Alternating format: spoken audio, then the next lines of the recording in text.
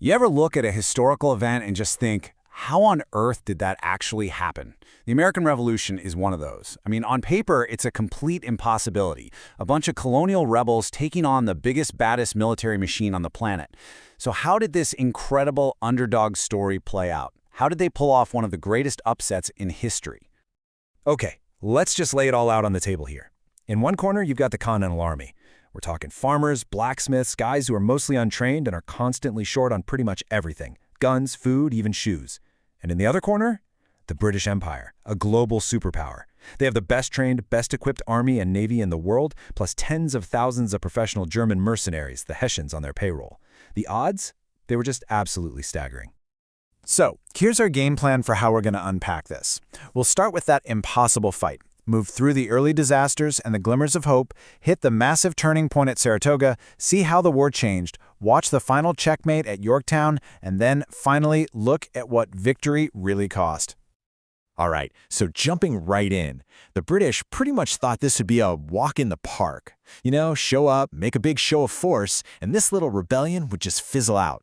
Well, they were about to get a very big surprise. After the colonists actually scored a surprising early victory up in Boston, the British Empire decided to stop playing games.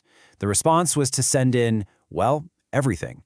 In the summer of 1776, the largest fleet they had ever sent anywhere shows up off the coast of New York. The plan was to take the Hudson River and slice New England off from the rest of the colonies.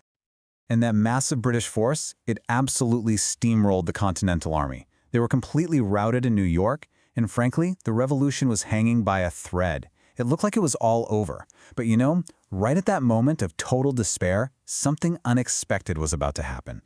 And you can really see the wild swings here. Look at that low point after New York. The Army's morale is just in the gutter.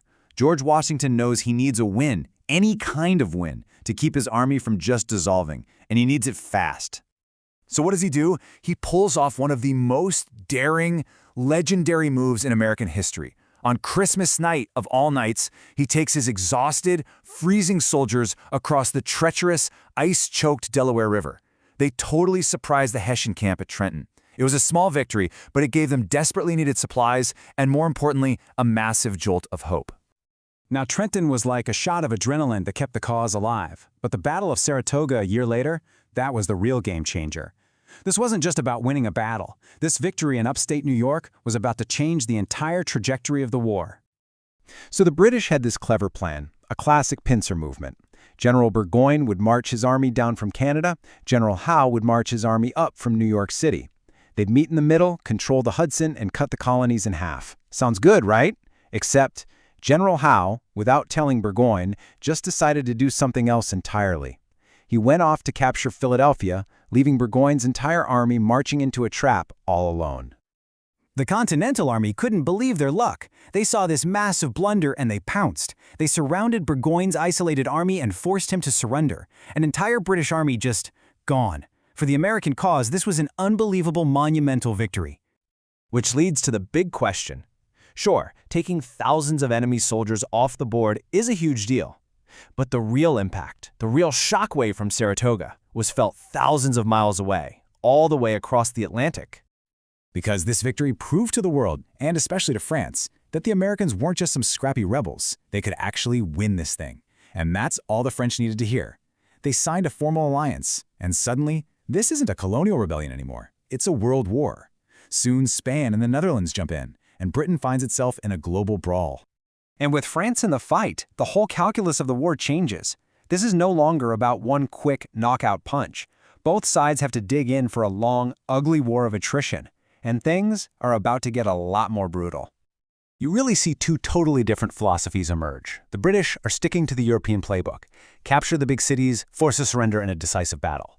But Washington has this genius realization. He doesn't have to beat them. He just has to survive. His strategy becomes, simply, to keep the army from being destroyed.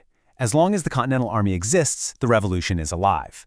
He can win by not losing.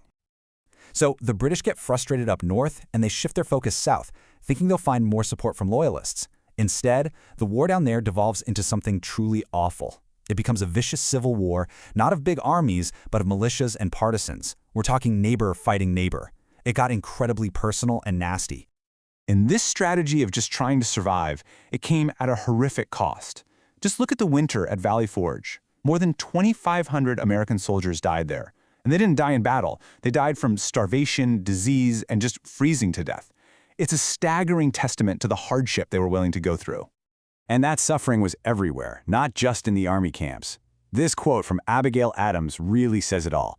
The war effort was being fought on the home front by women who had to take over everything. They were running farms, running businesses, and somehow keeping society from completely falling apart. This war was fought on every single doorstep. All right, so let's fast forward to 1781. Britain is now stretched incredibly thin, fighting this global war. The public back home is exhausted by the cost in both money and lives. And the Americans, with their French allies, see their chance. They see an opportunity to set the perfect trap and end this thing once and for all. And the plan was absolutely brilliant. Here's how it worked. The main British Army in the South, under General Cornwallis, sets up camp at Yorktown, Virginia, right on the coast, waiting for the British Navy to show up. But instead of the British Navy, the French fleet arrives and blockades the whole bay. He's cut off. Then, Washington and the French army race down from the north and surround him by land. It was a perfect trap. Cornwallis had nowhere to go. After a 3-week siege, he was forced to surrender his entire army. And that was the knockout blow. It was the second complete British army the Americans had captured. There was no coming back from that. The political will in London to continue the war just evaporated. It was over. So they did it. The impossible war was won. But victory had a steep, steep price, and the struggle was a long way from being over. Winning the peace was going to be every bit as challenging as winning the war. I mean, just look at the state the new country was in. It was drowning in war debt. The currency was basically worthless. Entire communities had been destroyed. And there was a terrible human toll, a whole generation of widows and orphans. They had to build a nation from the ground up, out of the ashes. And this brings us to one of the most powerful moments in American history. George Washington, the conquering hero, the most powerful man on the continent, does something no one expected. He voluntarily gives up all his power.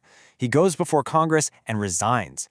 This single act set the precedent that this new nation would be a republic, ruled by civilians, not a military dictatorship. It was truly radical. And that's really the question that victory left behind. Okay, you've won your independence. Now what? How do you take 13 very different, very stubborn states and forge them into a single country? How do you define what freedom really means? The war was over, but the American experiment, that had only just begun.